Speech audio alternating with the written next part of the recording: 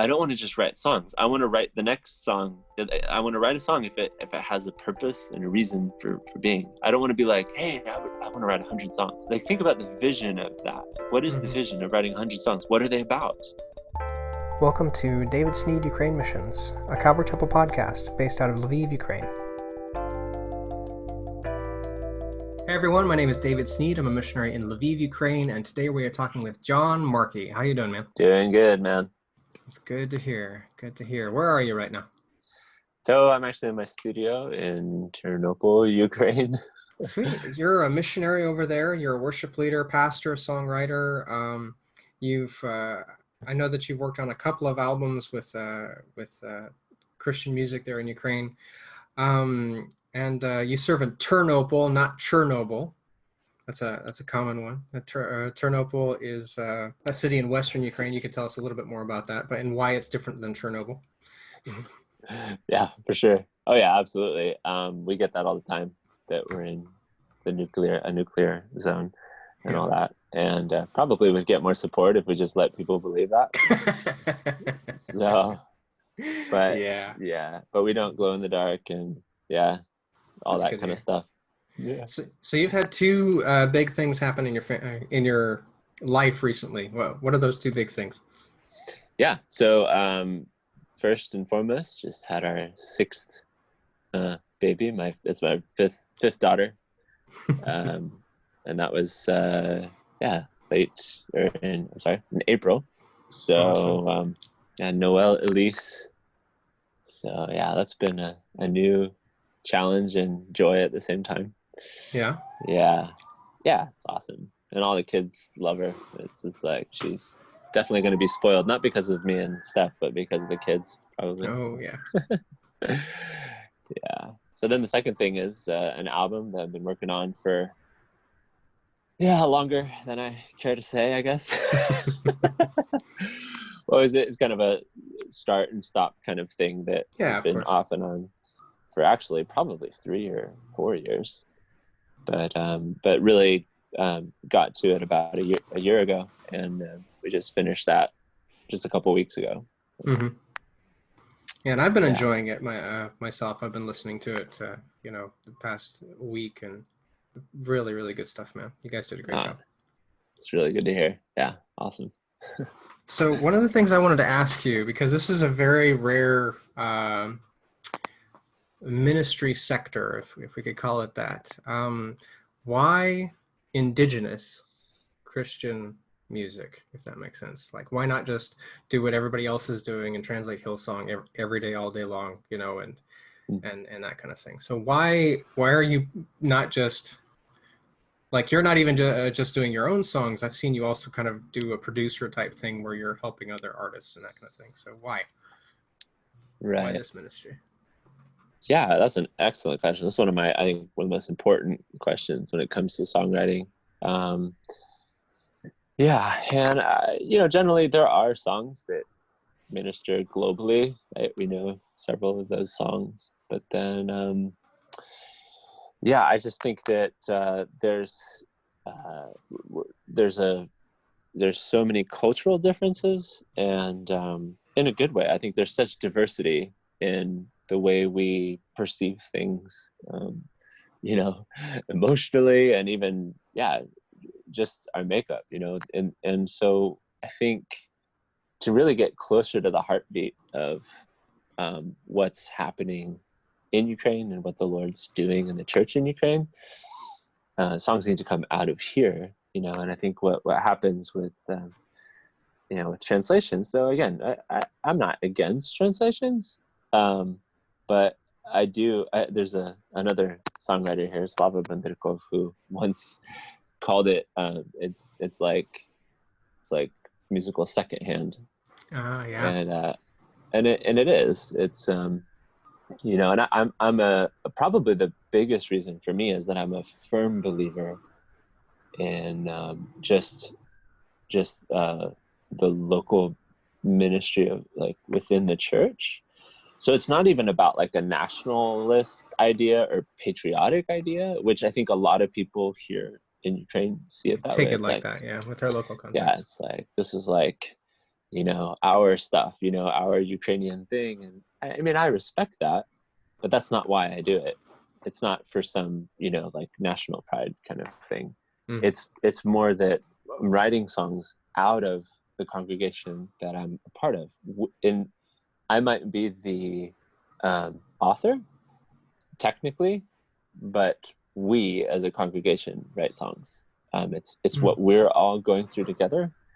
It's what we're learning together through the scriptures, and it's like all the different hardships and stuff. And if I may, also, there's like one example of that that's more general.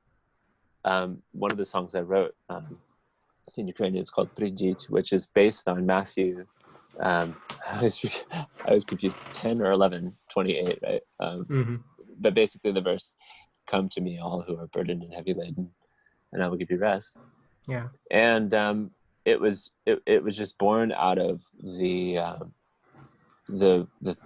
events that happened in 2014 with the annexation and the conflict in the East and the protests and all that, and just like the deep grief that so many were going through here. And I remember I would always exhort people after writing that song. I'd say, people in America, people in Hillsong, UK or whatever, they can't write this song. They can't write these songs. This is what's going on here, and we need to write about it, So that was on a more all Ukraine kind of level, but I would say predominantly for me, it's just the local church and writing out of that. Yeah.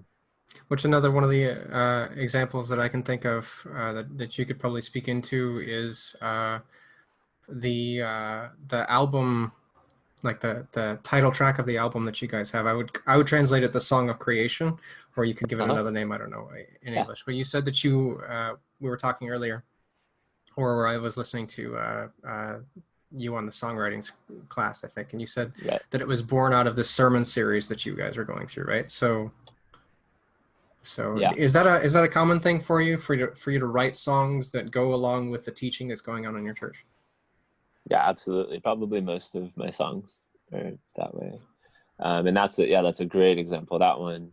And like I was saying in the intensive, what ends up happening with me is melodies and chord progressions and arrangements come quite more easily than like lyrics and stuff like that. So I actually will have several kind of almost ready, platforms for lyrics to happen. And so basically what happens is I have this bank of things that I want to write about, bank of like different ideas. And then I'll get to a point where it's like, oh, okay, we need for this thing, like we need a song, and I'll just kind of go through that bank and I think, is there something that fits this, theme, or, and it happened with that series. We had a series in our church we did called The Beginnings, and it was Genesis 1 to 11, the introduction to the Bible, and so the song ended up being kind of our theme song for the whole series, which moves from creation through to the to new creation. That's kind of the whole idea of the song, through the cross and resurrection to the new creation. Nice. And so that's very common that's how I like to write. Very cool. Yeah. Just as a little reminder to our viewers and anybody that's listening on Anchor, if please like, comment, subscribe, hit the notification bell, if you like what we do and you want to see more interviews like this. I was wondering if you might be able to play something short for us or something like that. Do you have a guitar handy or a keyboard or something? And maybe you could play one of the songs off the album?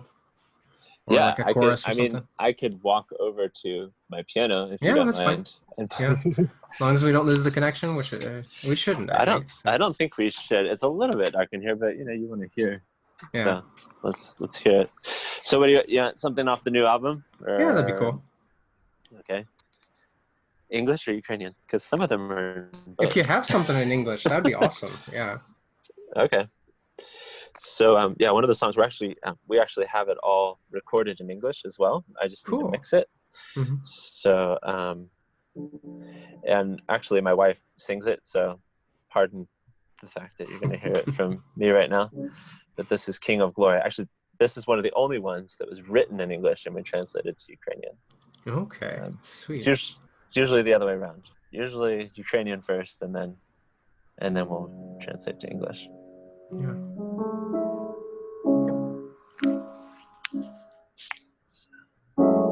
King of Glory, crowned with thorns,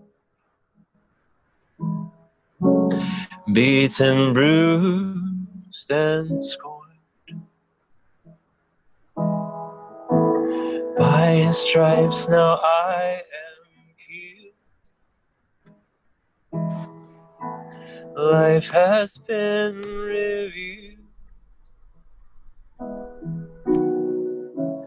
Oh, the love that took my pain, all my sorrows, all my shame, taking all my sin, nailed it to the cross. In the darkness shines the light. The blind are given sight. I was lost, but now am found. For love came down. Oh, the love that took my pain, all my sorrows, all my shame, taking all my sin, he nailed it to the cross. King of glory, King of grace, I will one day see your face, singing of the glory, glory of the cross. So let the songs of freedom soar from all broken hearts restored. Lift your voice, praise his praise. Jesus, by his blood, has made a way for you. King of glory. There you go. Very cool. Thank you very much. Yeah. How long does it take to write a song like that? Or like, what are your normal songs? Dude, it's crazy. It's so different. Like every single song. You know, like, yeah. And you'd think the ones that have more lyrics, especially because lyrics are more of a struggle for me. Well, because I don't want to just write Christian banalities, as I call them, like just cliches. I really just don't. It's not worth it to me to even do that. So I put a lot of thought and energy into the lyrics. But what's interesting is the songs with most lyrics, like where I have a lot, like I wrote the latest song I wrote, "This Is Our God," Ternopil. Probably the most lyrics I have in a song, and that was almost all written in a day. But that's just one of those things. Over the course of like several hours, or over the course of like several minutes? Oh, dude, that has like a really crazy story, because we had like a Good Friday service that we were doing, and it was kind of like I was feeling kind of, well, two things: discouraged that we didn't really have anything new that we were gonna, do new songs, and at the same time, as I was preparing as a like teacher to do it, just being so overwhelmed by the story of the Passion, and so the kind of the blend of those two things, it was literally 3 hours before 3 hours before we were going to start. Oh goodness. And I don't even remember how it started, but it just all came out. Wow. And what turned out cool was 3 hours later we did it, but it was 2 verses, and they both had to do with the suffering of Jesus. And then of course the next Sunday was Resurrection Sunday. So on Saturday I ended up writing a 3rd verse that led into the resurrection, and then a chorus that was all, it was like, it followed the format of the first chorus, but it was all within the resurrection. Yeah. There's actually an English version on Room for More's channel. But that's a really rare case for me. Usually, I'm really picky about lyrics. So I'll there's probably 5 to 10 different drafts, and the verse I end up like I'll write a line, and then I'll do like the backslash, and then here's another possibility for that line, and here's another one, it's just like kind of, because I want to just see it all, see everything we can possibly do here. Yeah. And it almost sounds like the way Jordan Peterson writes a book. Oh, really? Know anything about that? No, I don't. I listen to him sometimes on like podcasts and stuff like that. Oh, cool. So yeah, I haven't heard that. He'll rearrange his sentences and like try to pick while he's writing a book, he'll rewrite the book several times actually that way. Yeah, that makes total sense. Because the thing is, I think that writing a song is, and writing lyrics for a song is not just about poetry, though it is, but it's not just about poetry, and it's not just about content. You're trying to make this, actually musical. So it's a whole other thing, and there's a certain logic that we register, when we look at lyrics of songs. So it's not just the rhyming of the last word. It's like you have rhyming words within lines, and you have rhyming ideas and repeated first words to verses, and repeated words that are just everywhere, that kind of, they're almost like hooks that like keep you in the theme of the song. Or so how that works together with rhythm and melody. Sorry to cut you off, man. I'm just so excited for this stuff too, but like the music is built into the physics of how waves pass through, the medium of air or, other objects or that kind of thing. And so this is one of the evidences for God is that there's a logic to this. We'll keep going. I'm sorry I cut you off. Oh no, absolutely. That's what I mean. It's like, when I've actually never said this before, but I think there's this trust that I have when I write a song, that there is a way for the rhythm of these words to work to get the point across, and I shouldn't have to sacrifice the rhythm of the words, because I think God put it into the whole like he's placed within all of that. It's almost not like it's a code or something, but it's, you understand, like there is a way to get it so the rhythm works and the rhyme and the meaning. And there's so many great examples of that, just so not just musically, but also with lyrics. So and it's amazing when you actually see it actually come together. I learned a lot of that from, of course I listen to music across the board. There's a lot of things that I listen to for just learning. But like Jason Rouse is somebody, when Steph and I started listen to his stuff, just his sense of that rhythm. Not just rhyming.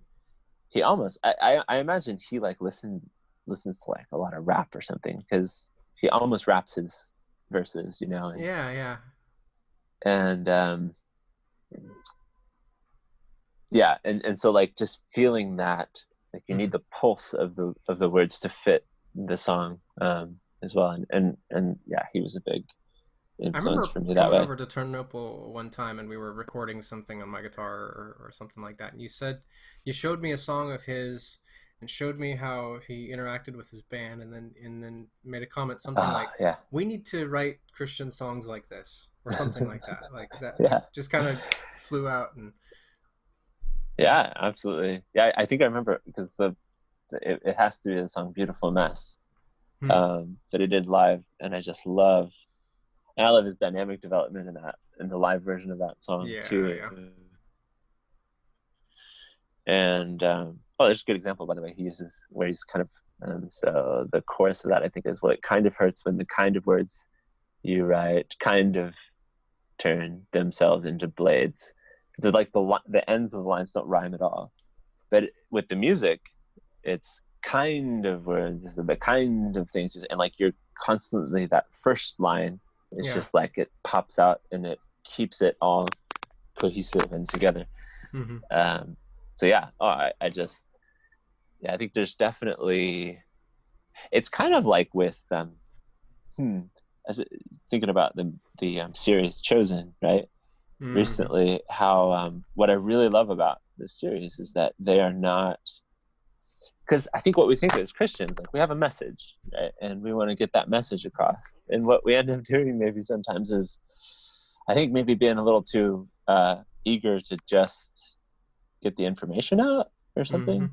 Yeah. And it starts to lose its kind of, I don't even know what the word is. Flavor, spice. Yeah, those, and even just its realness, kind of, you know what I mean? Like, it becomes, you know, and so like a lot of Christian movies, in contrast to Chosen, would be like, you know, very much like we got to make sure we preach the message, but it starts to kind of feel forced or something. Whereas in the Chosen, what I really like is that they're really just telling the story, and they let silence play its role, and they just let it feel like you feel like, yeah, this is very believable. This is very real. The feel is very, you know. And so I think songs, you know, like, again, a lot of Christian songs, like, okay, either we, like, the one extreme is like, just use whatever Christian words work as long as it fits, or it's like, well, I have this message and I just want to cram the whole message into this, and it doesn't really matter the artistic part of it. It's a lecture to set to music type thing. Right. Yeah. And it's much more of a dance than that. So actually, one of the biggest learning experiences for me, and this is a shout out here to Mike Payne, I've learned a lot from him. I showed him a song, actually it's on the album, Okay. And I translated it into English, and I showed him the English version. It is an interesting process. And I showed him the English version, and he's like, yeah, I like the melody, I like the, you know, generally like the songs, like, but he's like, it's just, there's so many different things going on, like, I don't know what it's about. And I was like, oh, yeah, like, in this verse we're talking about his hands, and in this verse we're talking about creation, and in this verse we're just talking about how great he is, or whatever, and they're not really connected. It's just that it feels like I just needed to fill some space or something. And I don't know if you remember the first Ukrainian version of that song. I don't know if not a lot of people heard it. I actually used to play it at New Horizons, I think. Okay. Oh, yeah. The first Ukrainian version of it, Yeah. And so I redid the English version to where the verse, especially the verses and the bridge had a unified theme. So it went from, so in English it went, let's see, the world is in your hands, created by your plan, and all this. And then the second verse is more personal. It's my life is in your hands. And then the bridge, which really is like the dramatic point of the song, the new lyrics were, the hands that beckon to the lost were nailed onto a wooden cross where you showed your love. And now displayed for all to see, the wounded hands that make us free. Jesus showed up. So that was all like Mike kind of like forced me into like, okay, let's make this about something, you know? Yeah. And so it became about his hands, and it's so like that vivid image of like, yeah, he's the creator, right? We're in his hands, right? And then he allowed himself that vulnerability to be, you know, put on a cross by us, you know. And then I went and redid the Ukrainian one after that, which is what's on the album now, which is much more closer to what the English version is. I want to give you a little feedback on that, if it's okay, on that songwriting thing. And I think you talked about this. I don't think this is the first time I've heard you talk about that particular thing with the hands and everything. I was thinking about this concept, that song, and then listen to a song by Billie Eilish where she's talking about a nightmare that she had. I think I had a nightmare. Oh, dude, that song. Yeah, I know. And then riding in a taxi a couple hours after that, praying about my anniversary with my wife, which was about a week and a half ago, and thinking about a time on our honeymoon when like there was a rainstorm and we had to run through the rain. And I hope my wife doesn't watch this episode. She usually doesn't watch them all the way through, because I started to write a song with that as the theme, thinking like, because when you were saying the hands and everything, and then she the Eilish, like this theme follows through the entire song, and she repeats that phrase like 20 times or something like that, but it doesn't get old, and so you can take this. I mean, it was cool to take that what's the right way to put this? Like, to take an actual situation and you extrapolate the theme as an actual situation. Then you take the situation again and you allegorize it, and then you extrapolate the theme again. And then you take the situation and then you apply it, and then you extrapolate the theme. And that was the 3 verses of my song. Which I'm not going to share it here, but Yeah. So it's no. See, and that's the kind of thing I'm talking about, that how God has placed into language these amazing ways that you can be creative with, not just words and rhyming, but like these whole ways of like seeing ideas develop, and the metaphors, you can throw them, allegorize them, and like play with the literal and the allegorical. It's really amazing. Such a beautiful process. Yeah, cool. Totally. So how did God lead you to songwriting? Like, just for anybody who doesn't know, could you give a little bit of background about, like, I've had some members of your family on this podcast before, so people should know who the Markeys are, but give us like the 2-second spiel of who the Markeys are, and like how God took you from, I guess, church planting ministry with your dad, probably, kind of, and then into where you are now, if that makes sense. So how did God lead you to that? Yeah, man. Wow. It's a really interesting process, actually, because I'm a missionary family, missionary kid, where I was 6 years old when we moved to Ukraine to plant churches. It's 1992, as soon as the Soviet Union dissipated. And so I was 6, so I didn't really like have a say in like, hey, we're going to go. Yeah. I mean, our parents were very, they wanted to include everybody in the decision, but of course at 6 I was like, cool, let's do it. I don't know what the difference is. So where were you living at the time? This is Ladoga, Indiana. Okay. Which, by the way, is kind of funny. Actually, Lynn, is because I'm really kind of on this World War II binge of just like finding out anything I can about World War II right now. Okay. And just recently discovered, so near St. Petersburg, or on St. Petersburg, there's that Lake Ladoga. That is what Ladoga is named after. Okay. So I was like, okay, interesting. Ladoga, Indiana is from Lake Ladoga. Yeah. Well, we got a Brazil, Indiana, so whatever. Oh, dude, yeah. Moscow, right? Or something. Yeah. So anyway, town of like barely 1,000 or something. I don't know. And but just grew up in that environment, and probably the most like immersed in the culture of all my siblings, in the sense that, like, so I started in kindergarten, went all the way through school, then finished my higher education in Kiev, music and all that, and never really left. I mean, I was here.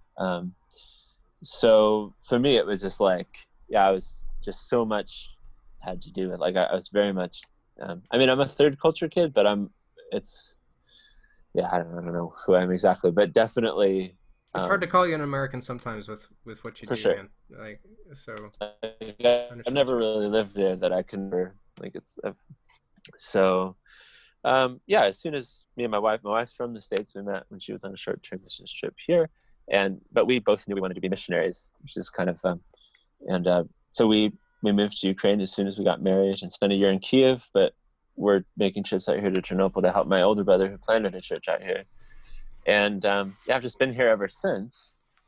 And initially, yeah, okay, so this is where, like, for me, the process goes kind of like this, where um, everybody in my church, in my family, at least all my siblings, most of my siblings that are older than me, are in ministry and missionary work, planting churches. And I absolutely believe in planting churches. That's what I'm all about. I think that's how, and it's not just like go somewhere and do evangelism and stuff. Like, the church is where, that's where it happens, planting local churches.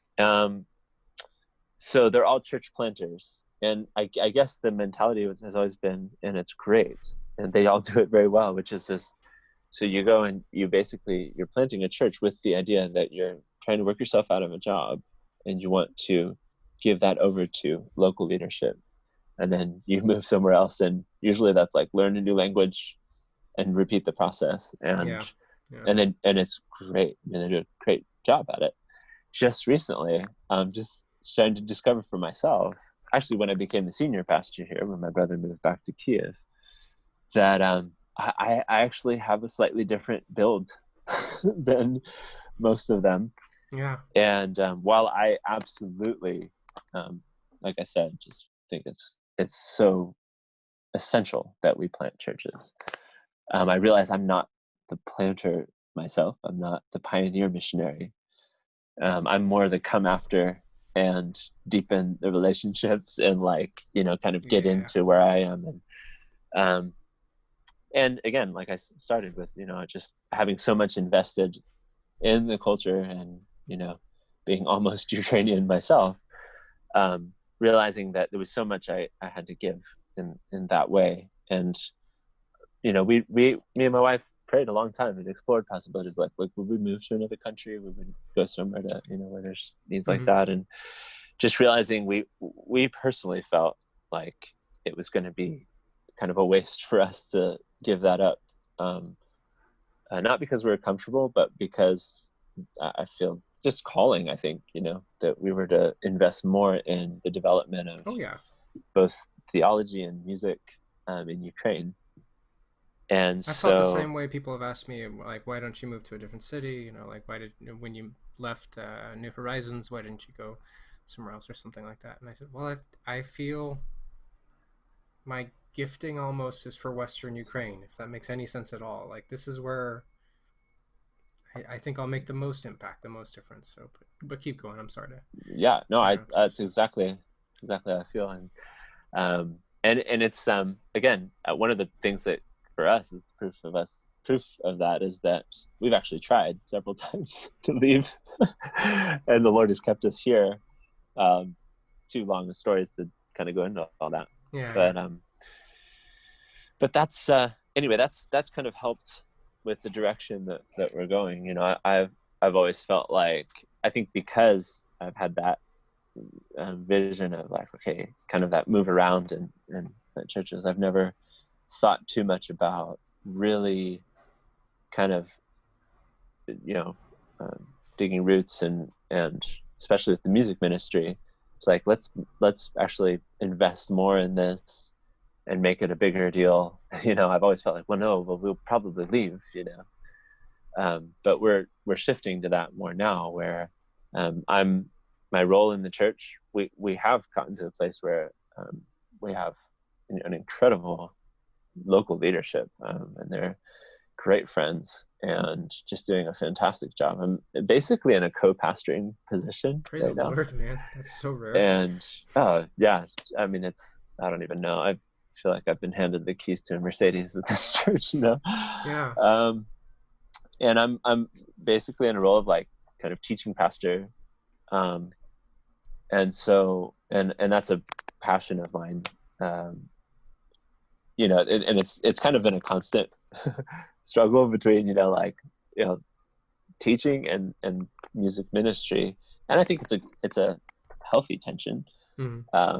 But yeah, just kind of thinking more about, okay, like staying in that role and then developing this music ministry in a way that we could minister to more people and actually encourage more songwriting here and help young artists get recorded that, you know, have good songs and etc. Just all that kind of thing. So that's kind of been our path, and constantly kind of developing, you know. That's How do you how does that work with other artists? Like, I know that you and the local church weren't the only ones working on this album, for instance. Like, you know, there were a couple of gals from Kiev, I think, that came down, or maybe they're from Ternopil and they just live there now, something like that. They were there while I was in Ternopil the last time, I think, recording with you. One of the girls that was there that day was in the trailer for the album. I think she's the one that said, "Yeah, ty możesz kraще." You know, so like, how does the collective get built, or whatever? Does that make sense? Like, yeah, it's a great question. So, oh my gosh, I just had a flashback to, so when I was a kid, I had all these really stupid ideas. But I always saw myself as, so, and I was into sports, different sports, never was like super good at anything, but what I wanted to do was, whether it was soccer or I tried to like teach my friends like American football or whatever, I always wanted to like form a team and like get jerseys and like make it all official. My friends didn't care. They just, you know, it's fun to play. But I always had this like, I just realized that. I mean, I was my whole childhood. I was just like, I want to like create a league and do this whole thing, you know. And so somewhere in there, that's just kind of my build, I guess, is like wanting to bring people together, and let people like be themselves, like use their gifts to, and it's, you know, so you have that, but then it kind of with anybody, I mean, it also it requires, of course, like a dying to your own preferences and stuff too. But thankfully, I think I've been surrounded by people and that have showed me just how much can be gained when you die to your preferences and allow people who you might not even expect, you would never expect them to actually have something worthwhile to contribute, you know, but you listen anyway, you know, and then you find, wow, that ends up being like the driving idea of a song, or so it's really, for me, it's just about just being as open as possible. And I mean, the whole idea of the collective is called Room for More, and the point is just like, it's very much like, let's just invite, you know. And sounds a little scary, and it ends up being a little scary, and not every session is fruitful, you know. But you know, just like allow people in, and kind of there's a little bit of like, let's see what happens. And some of those end up being long-term partnerships. Some of them is like, it was one session and we're glad it happened and probably won't do it again, you know. Was there any time where it just like crashed and burned? Oh man. And how do you deal with that? That's the hard part for me, when I like invite somebody on and I'm like really excited and I act really excited before they come, and then something happens whenever we're working together, and it's like, this is not going to work after all. So do you have any advice for us for when things don't work out? What worked? Oh no, like, it's discouraging. It really is. I mean, you just feel like, what am I even, I mean, I go to even not just like, well, this is a wasted day, but it's like, do I even know how to do this? Like, what am I doing, you know? So yeah, it can be really discouraging, but mean, I don't know. The only advice I think with that is just, I think the more, like, got to keep doing it, because like the more you do it, the more the past experiences tell you, okay, I remember these kind of days. This happens. It's all right. We'll bounce back, and it's usually not as lost as you think it is, or it's usually not as big a deal or something, and just that it's fine to let things be just a learning experience, Yeah. But ultimately it's an identity thing. Like, ultimately it's like, do I really kind of feel like this is a make or break thing for who I am, and the more I do this, the more it's like, I think that becomes something I think about more and more. Is just, this is my identity is already set in Jesus, and Amen. this is just, kind of my, just, these are me wanting to use my gifts however I can, and it's not going to look pretty all the time and perfect, and and that's where the just letting it be a learning experience comes in. Because if you think that if it isn't successful, it's no good, then yeah, that's kind of where the identity issues come in. And that's what so before we even started, this is the story I wanted to tell you. Okay. Oh my gosh. And I don't know, we might still redeem this thing, I don't know, but we did a video recording actually literally 6 months ago, and it's a big deal. We it's kind of along the lines of the live things we did maybe a year ago, Boksnami and Vilni. And so I had somebody come do video for it, and musicians from the outside, and actually that same girl you were talking about, she's from Ternopil. She's a songwriter that I'm actually mixing a song for her right now. Cool. So anyway, and so there's this huge thing. I mean, it's all day set up, and so we do the video, and the way we record those things is we'll do like 5 to 10 takes live, and then we'll kind of comp it. So we'll use the better pieces or whatever. We'll use one take as the main one, and then we'll put stuff in there. My thing with those videos is I don't ever want to re-record stuff in the studio. I want it to be live. Like I so there we are. And me and my brother Aaron were running the audio side of it while we had a video team and everything. And it all seemed to go okay, and it was like, cool, and about so we recorded, we finished, we were all like, yay, good job everybody. And after one of those things, you feel really pumped. And then the next morning, we went in, me and Aaron, and the videographer, and we were like, let's clean up everything, which took quite a while. And we did it up in the hall, and so it's like, hey, let's listen back to what we did,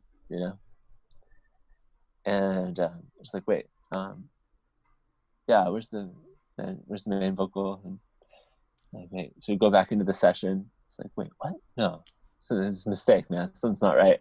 Yeah. No both main vocals, mine and that girl, Irena. Not only like the tracks didn't exist.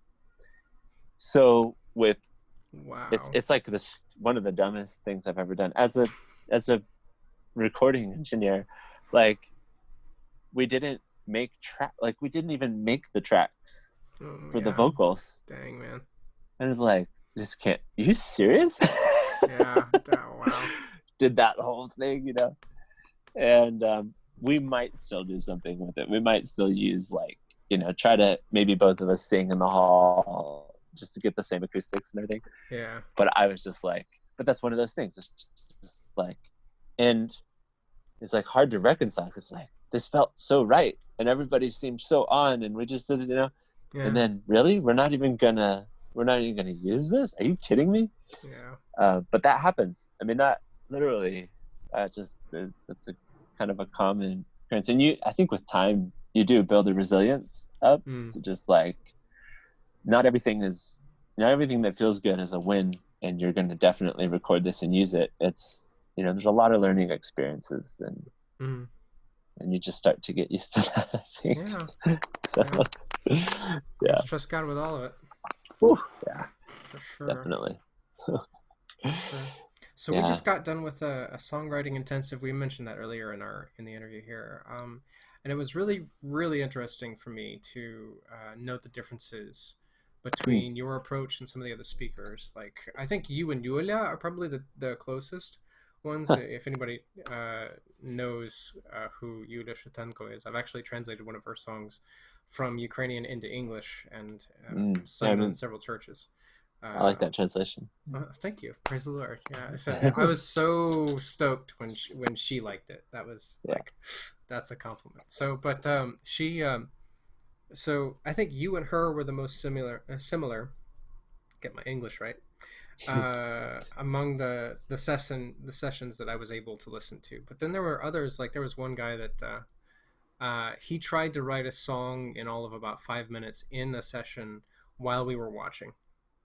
And it kind of felt, I mean, what can you do in 5 minutes without having that big inspiration, like rush of emotions and everything all at the same time? He just took a psalm and did some meditation over that before starting the session, so he knew basically what the psalm was about, and then like threw like the G, C, D, E minor together, and then tried to make a song out of that, and that was completely different from what you had.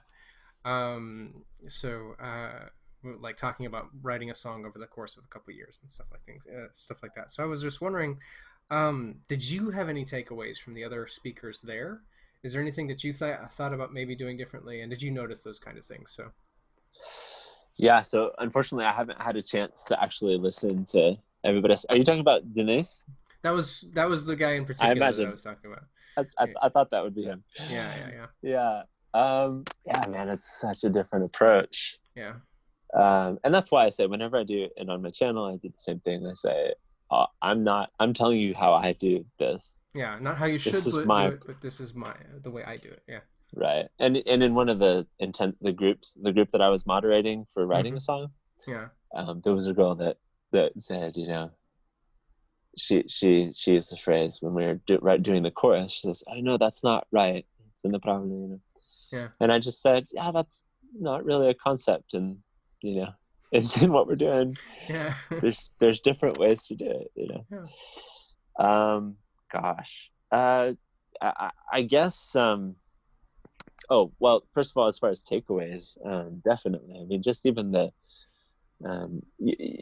we all emphasize different things. So when I give feedback, I'm emphasizing certain things, and but then you hear what other people are emphasizing or thinking about, and I think for me generally it was just like, oh yeah, I tend to neglect certain aspects of songwriting and think about what's important, because a lot about genres that people were talking about and how to keep that. I thought it was a really interesting conversation when somebody asked the question, talking about relevance, right? Relevance. How do you stay kind of relevant or whatever? And my knee-jerk reaction is just like, oh, that's baloney. Like, who cares about staying relevant? But then, the answers that they gave were actually really good and I think important, actually, as far as staying relevant. And so I actually, and then when I thought about it, I was like, oh yeah, I actually do try to stay relevant. Just not, I don't really call it that or something. And so yeah, those kind of things. That's really good, I think. And one thing that really stood out to me about the intensive, that, well, living in Ukraine and you living in Ukraine, I think something that I've been really speaking about a lot, maybe second to just encouraging Indigenous songwriting, has been the culture in which songs are born, which is a culture of like actually being very positive, being very encouraging, and helping each other and not tearing each other down and being overly critical. And I was really impressed with the intensive. I don't know if I've been in a like a worship conference type thing where there was so much of that encouragement, not just from the organizers and speakers, but like from one another. within from one another. It's like, man, this is great. It's like a turning point. This is like something can happen. Because there's so many things of like, that's like just people let you know so quickly that that's just not good enough, and it's not Hillsong, and it's not whatever. And to just see like real encouragement was really cool. One of the songs that came out of the intensive, I think I'd like to use. I think I know what you're talking about. The one with Lozinski's group.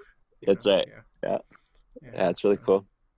And as far as process and the different approaches and stuff, of course I did just give you an example of something that I wrote quickly. I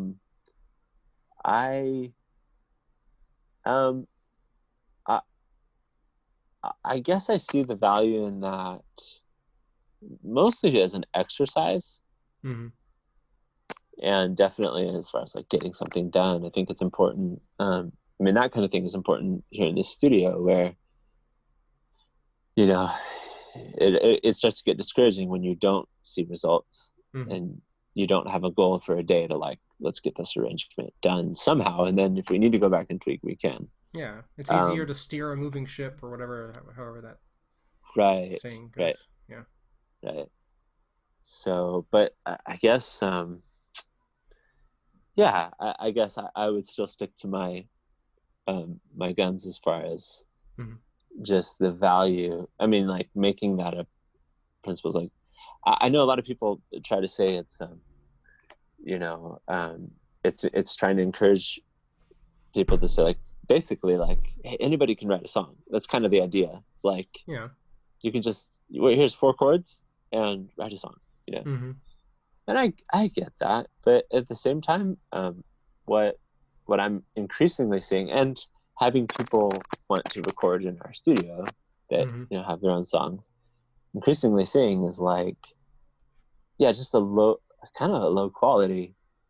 The songs that's like we're not going to record that, like we're not like that's not really worth sharing or whatever, you know what I mean? And so I think I do want to encourage like more awareness of like the need to like grow in songwriting. And so I think what I generally tend to emphasize is not just like, hey, go for it, write a song, but more like, get into it, get into what songwriting is, and hone that skill. Don't just you know what I mean, don't just try to do whatever. And but I think in my seminar I even said there's also different approaches with that. I keep going. Well, like as I think I mentioned, like Ed Sheeran, there's others that talk about that, where it's like, you write, and then your first 60 songs are probably not worth anything, and then the 61st. And I just never had that. Like my first song was the first hit, if you will. It's like I want to be able to use, and like value what it is I've created, not just be like, I created something. I want it to be of value. That's just, and I guess that's subjective. It's my approach. I wonder if also a lot of that is affected by your educational background. Probably. Like with for anybody that doesn't know, what's the name of the conservatory that you graduated from, Tchaikovsky? So I'm a classically trained musician, pianist, right? So piano performance at it's the Higher Music College, and then the National Academy of Music here, which is the conservatory in Kiev. And they teach you how to play everything from memory there, right? Yeah, basically. All of your performance, all your exams, every kind of performance like that for your solo piano is from memory. So, and we're talking hour and a half programs. So these like progressions and musical themes and yeah, modulations and all of these other crazy concepts that everybody might know in theory they're worked into your fingers until they're bloody, right? yeah, Basically. So, yeah. I guess it is. yeah. Yeah, yeah. So that's definitely gonna. You're right. That's definitely gonna influence. I mean, how I approach things. I think. Mm-hmm. But, yeah. That's one of the things that I wonder. Like maybe I should find. I've thought about like finding some kind of part-time class online that I could do for 6 months and kind of get into more music history, like theory, get better at piano, those kind of things to make that more like take the theory more into the practical in my own head, if that makes sense. Yeah, that totally makes sense. Yeah, I think any development that way is only gonna benefit, and widen the, the creative process, and Mm-hmm. I think that's always important, it is for Mm-hmm. me. So yeah, I think that's really good. I'm wondering if Um, you've ever had. Sorry to shift gears kind of fast. I wonder if you've ever uh, had this other experience though. Like we talk about, taking a long time to focus on the words to write a song. To in the songwriting intensive, you talked about writing a song for a year or two or something like that. My most complicated, most wordy song, I wrote in about 10 minutes. mm-hmm. Yeah, The sovereign when I'm lost and I can't see, so that yeah, one, the one that I want to record eventually. That like it was a bad day, after a bad week, after a bad month, after a bad season, and I was at the bottom of the barrel, like screaming at God basically that night, and uh, just in my head, not literally, but because it was probably 1 o'clock at night, and just like I have no idea what to do with this, and I felt like I was supposed to go, like leave the bedroom where my wife was already sleeping and write this song, and I already had all the words and the chord progression and everything, just bam. yeah. And has that ever happened to you? Oh yeah. Well, part of that is what I was mentioning with "This Is Our God." Oh That is yes, that yes, yes. kind of Sorry, yeah, process. yeah. But yeah, and there's several others where that's kind of been the case. The craziest was actually "Sweetenik, You Are the Light," That's a where good one. I can barely explain what happened with that one because it actually, it, I don't know which is the translation. It's that kind of weird of a process, like both Wow. languages kind of Yeah. happening at the same time, and it just kind of was just a stream of consciousness kind of thing. Wow. And I mean, the thing about like taking a long time is I don't set out to be like, okay, I'm gonna take a year, like Yeah, yeah. it's really, the reason I say that usually is because it's more about like patience and then excellence to me. Like Yeah. um I don't I don't want to just out of principle, like I want to finish this today. Mm-hmm. If it's gonna happen, that's awesome. Like that's Mm-hmm. what I'm doing right now. I really want to write some new songs, Mm-hmm. and so I have, like, yesterday I just got out my notepad and just trying all these different things that I possibly can, and I'm totally hoping that this all happens today. Mm-hmm. But then at the same time, there's the patience comes in when it's like I don't want the frustration to take over and just be like, this isn't happening. It's Mm-hmm. like, it's okay. It can not happen. It doesn't have to happen today. Um, and there's a certain anxiety to that or something, and so Mm-hmm. Oh, it looks like we just cut out. Hold on a oh, second. I heard you, am I and so, and that's where you cut off. okay? Uh, and so basically, anyway. So where the patience comes in is just like Yeah. realizing that, um, yeah, it doesn't have to happen today. Come back tomorrow, maybe it'll happen. Sometimes a setting. I actually end up. Oh, Pісня, творіння. I totally forgot to mention that. I wrote down a bunch of ideas and just kind of, you know, um, and I was just like so fried, and so I just went. I was like, well, I got to study for Sunday anyway. And so I walked from my home to the coffee shop where I usually study. And it's about a 25 minute walk. And I wrote the song on that walk, like just getting out, and there's something about the movement, like, Wow. and it just happened. And I actually just posted something on my Instagram that just saying, like, it's kind of like the fishermen, like where we fished all night, Yeah. and they're there fishing all night. And then Jesus just says, cast it on the other side. And that's kind of how I feel. Like I have my pen, I have my paper. And if I don't do that, if I'm not in the place of pen and paper, I am not going to write a song. Mm-hmm. It's not going to just come to me just because somehow. Yeah. Like I got to start writing. And so, like, I'll write, and some days it's just total gibberish, and like it's embarrassing to show anybody, And then there's just that it's like cast on the other side, and he gets it to where it's like, oh yeah, that's it. That's and so yeah, the point to me with the length of writing is like I said, it's just I think it's true. We keep talking about it true in Ukraine. I think it's true in the States. Like I think there's a not to be overly critical, but I think there's a certain lack of in a lot of songs of like really honing in on especially aspects of the gospel. Mm-hmm. There are a lot of great songs out there.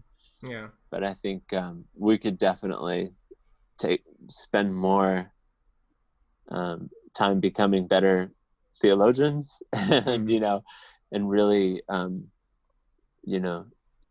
getting songs together that are gonna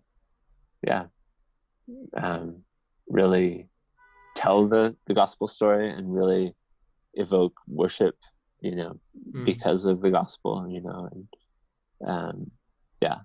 again, not to say that there aren't any. I just think that there are quite a few that just end up being what we're talking about, just kind of cliche Christian things with a catchy melody, or something. Especially the ones that get eventually translated here, like Volodya Hlista, the guy that's the head of the music department of the seminary where I go to, who also put on this intensive.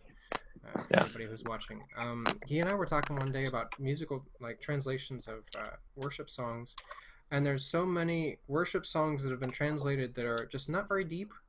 They say a lot of cool stuff that's true, but it's just doesn't go very deep, for one thing. And then the translations are kind of like okay, and then you look at a lot of songs that are eventually written from that, like by Ukrainians. They kind of they're not very deep, and the wording is kind of okay. And I was like, Volodya, do you think the songwriting climate in Ukraine has been affected by the bad translations that we have of kind of okay worship songs? Do you know what I mean? Oh, absolutely. I'm sorry, I had to take my headphones out because my phone's dying. So for a little bit, I might have to. I hope you hear me okay. Yeah, it's fine. I can't hear myself. I think that's the main thing, so I'm not echoing off the walls. Right. So. Yeah. So, gosh, yeah. So I guess if you even logically think the process, if you're already getting a translation, right, and that's the basis of your development, right? Yeah. You're already getting something that is secondary to its original, whatever. And then, we get used to certain things. And I think Christians get used to what Christian songs sound like here. And they're all translations. Yeah. Because if you take a Christian worship song that's been translated and you show it to Ukrainians that aren't part of that culture or church, it's just like, that's odd. Like that turn of phrase, it's so weird. Why is that worded that way? Yeah, exactly. And it's because we have become so accustomed to the way these really kind of awkward ways that these translations, because people who translate usually are bilingual. Yes. And so they're thinking in English, and they're not thinking necessarily about, does this sound Ukrainian? Yeah. So that's a problem. And then you're also you're catching the example of those songs as well. And that's been my thing. I just don't think that's the best example for how we should write songs, you know, is to make them just have something very Christian sounding or something in them. So this has been, I've been talking about this with people for the past week or something. It's been a big thing. Is how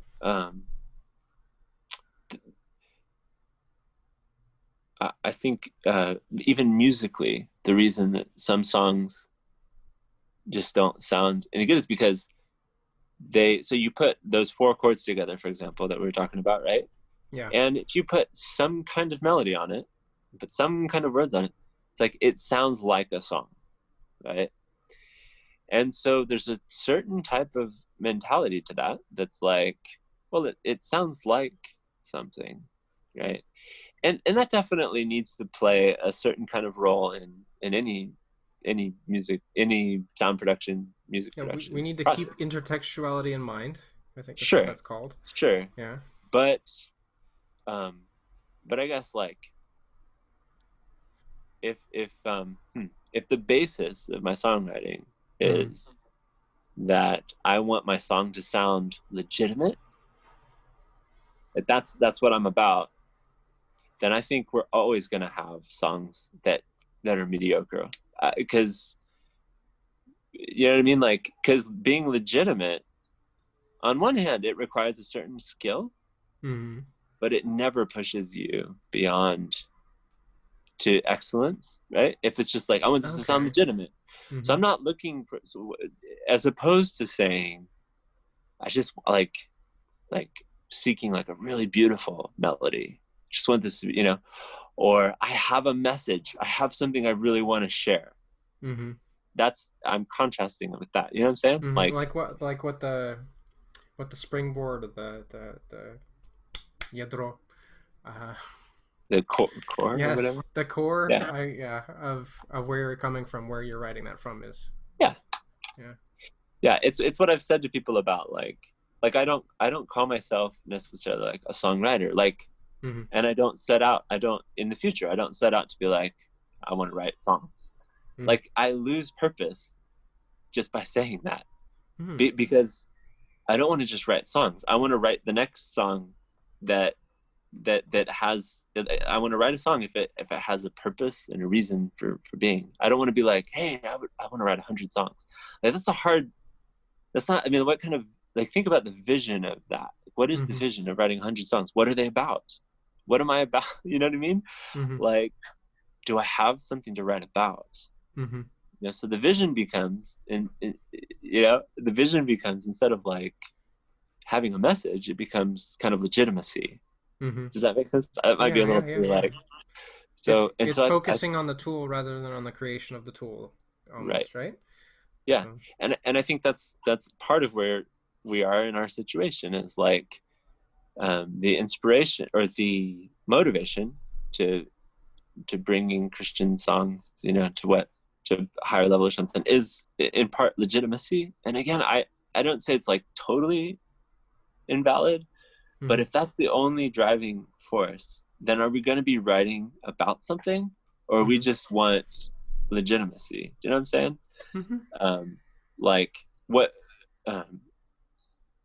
basically take away from what I do just the message, and I wouldn't write songs. Like, we should be passionate about what we're writing about, and then we'll have songs, and they'll probably be legitimate. You know what I mean? Yeah. And so I think it's an overemphasis maybe on form, and maybe it's appearance, and maybe not as much on the actual substance. If that makes sense. Yeah. As we're going through that legitimacy, that sparked an interesting, like, I remembered one of the things that another one of the speakers said. It was towards the end of that songwriting intensive, and they asked you guys, like, what are your dreams or something like that, like Yaki vas muri.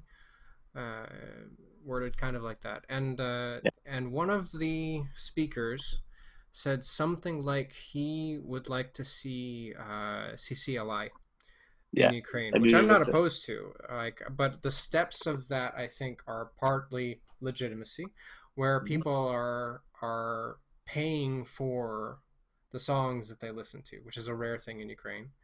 Right. Um, Swerving away from that a little bit, what would your hopes for Christian music in Ukraine be? Like, if you could have, if you could have your way with Christian music in Ukraine, Okay. what would be the direction you would think would be best for it, if that makes Yeah. sense?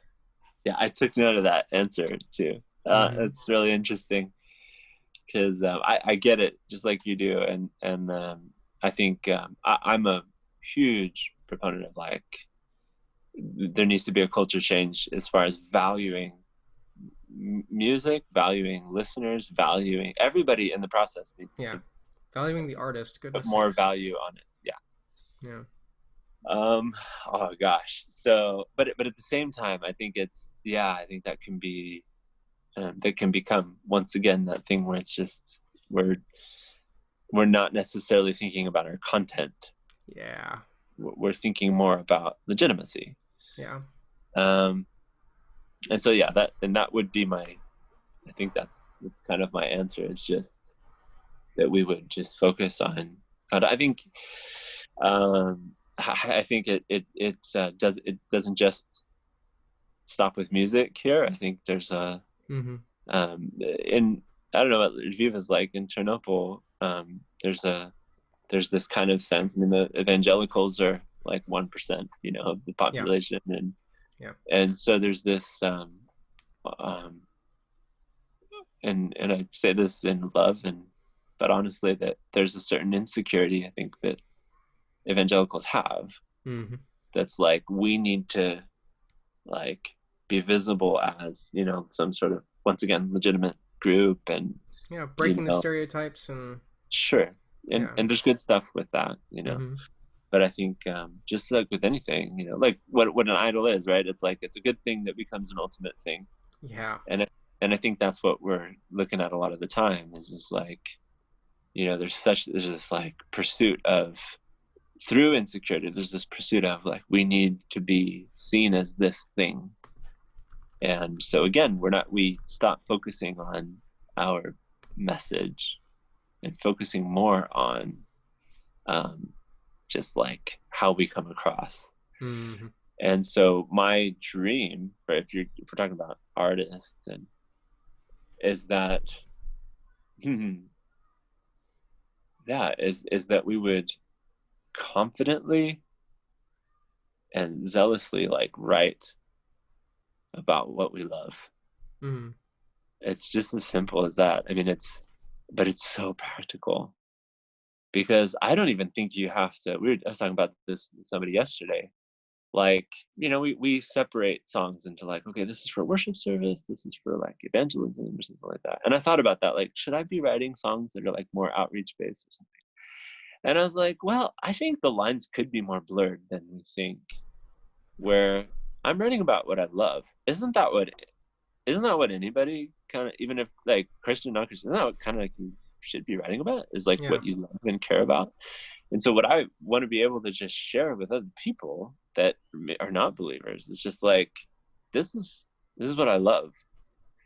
And in my experience with like, I have a friend here who owns another studio, and it's not a Christian, and is they really not just admire that, but like they dig it. It's like, this is cool. Like, they get that it's like religious or whatever, but Mm-hmm. it's instead of chasing a format and trying to say the right thing, I just want to show you what I love. Yeah. Yeah.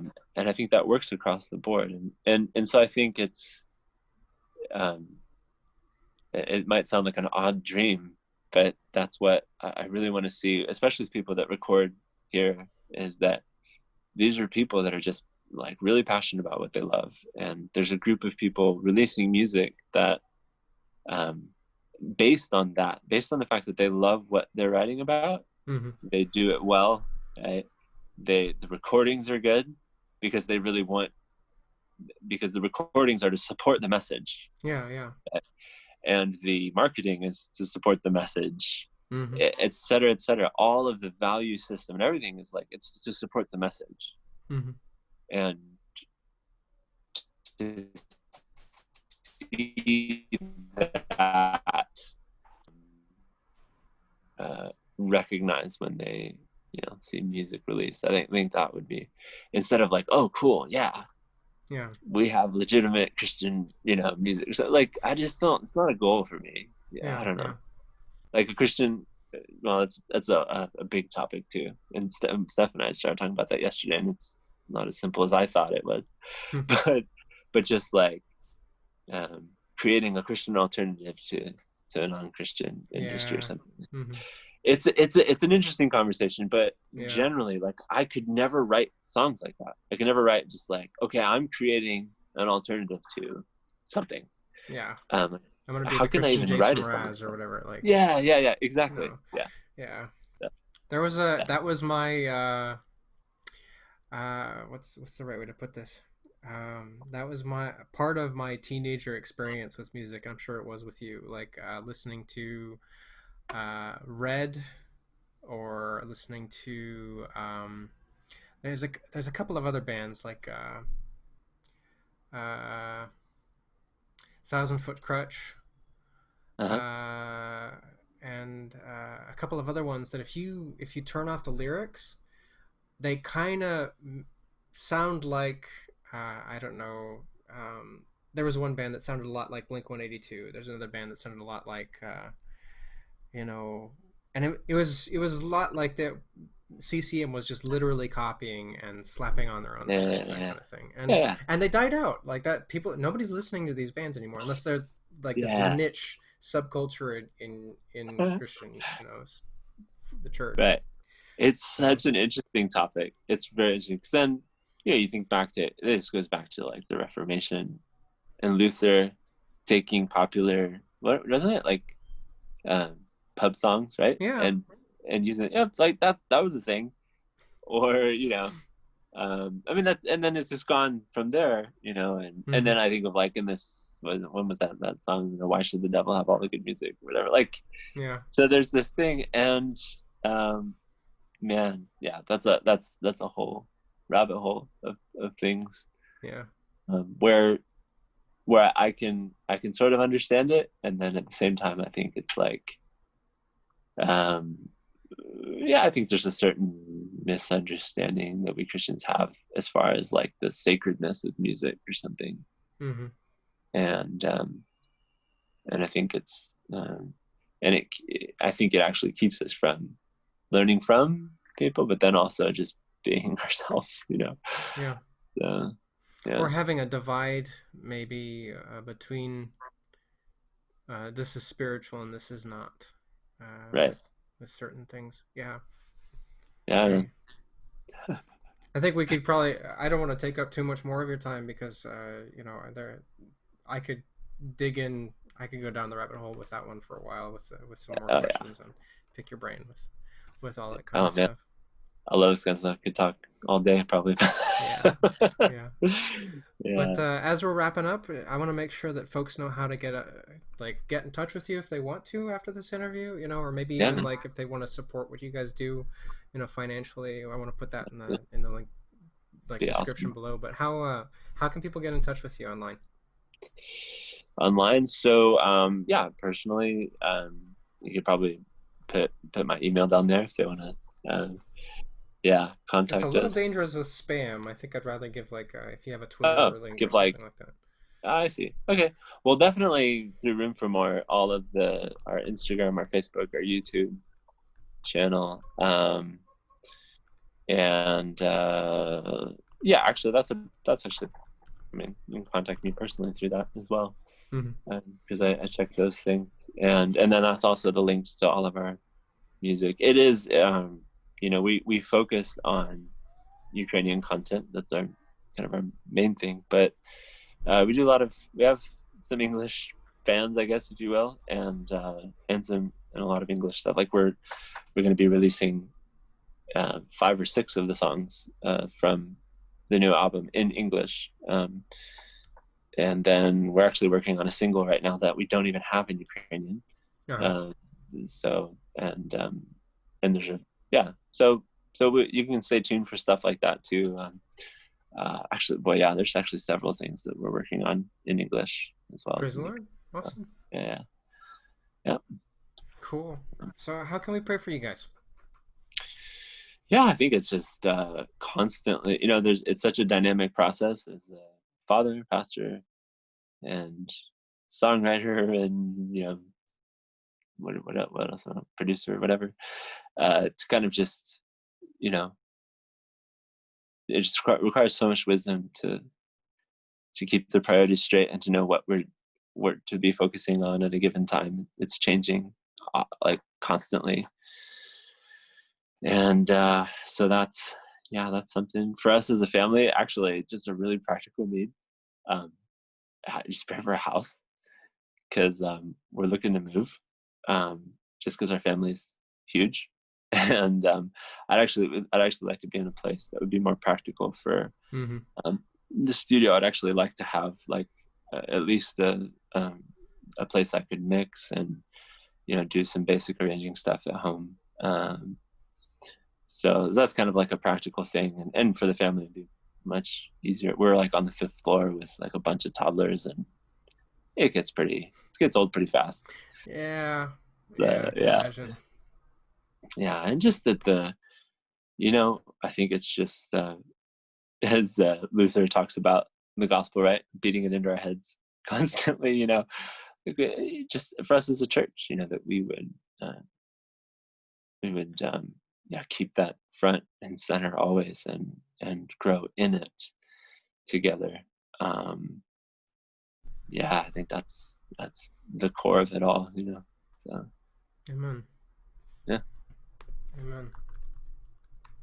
Alrighty. Well, before we get off here, I'd like to pray for you, and thanks a lot for your time, man. Yeah, it's been a pleasure. Cool. So let's pray. Jesus, thank you, Lord. Thank you so much for the Markeys, for the church over there, and for how you've put all these things together to do so much for Ternopil, for Calvary over there, and also for the rest of Ukraine. I pray that you bless Jon, bless his ministry, his heart, Stephanie and their family, this new baby, and I do pray for a house and those things, Lord, that they'd be able to move into a space that really serves their family better. I pray for wisdom and keeping priorities straight with everything changing constantly, Lord, and those kinds of things, Lord, with time and other resources, that you would help them to have wisdom in those things. And then also, as we're keeping the gospel essential in our own lives, in our ministries, in our sermons, and our songs, and everything else, Lord, help us to continually be reminding ourselves and reminding one another of the great salvation that you have made for us, and to be wary of our own hearts, how we so easily slip into works righteousness, because I feel that pain in my own heart, that I have such a temptation to want to pay for my own way, Lord. And so I pray that you bless Jon and his wife and their family and their church, and Zhenya and everybody else there, Lord, that we could all be keeping the gospel in center focus, Lord. Also, as we're praying, as I'm thinking about these things, there's a lot going on in America right now. Just as an aside, Lord, please bring peace to America. Bring healing, Lord. So much going on there that it's hard to understand from afar, but it hurts too, because there's so many people over there that we love. So please heal America. In Jesus' name, amen. Amen. Yeah. Awesome. Thanks a lot, bro. Yeah, thank you. This is great what you're doing. These interviews, really cool. Really Praise awesome. Yeah. Well, God bless, and catch you later. All right, man. God bless.